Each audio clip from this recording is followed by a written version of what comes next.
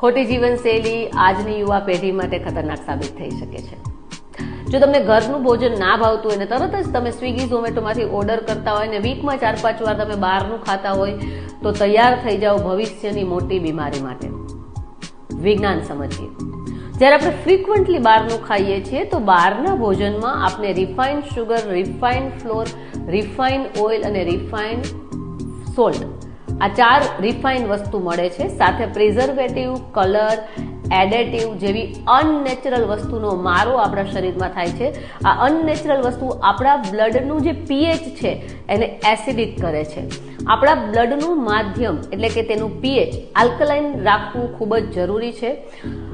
આ એસિડિક થાય છે તો બધી જ બીમારી આપણા શરીરની અંદર આવે છે.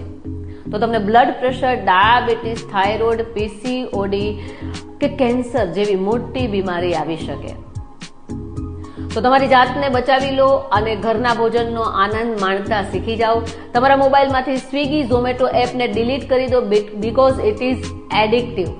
આ એડિક્શન છે અને લાગશે પછી છોડવું અઘરું છે. તમારા બાળકોને, યુવાનોને શેર કરો. વધુ માહિતી માટે ફોલો કરો.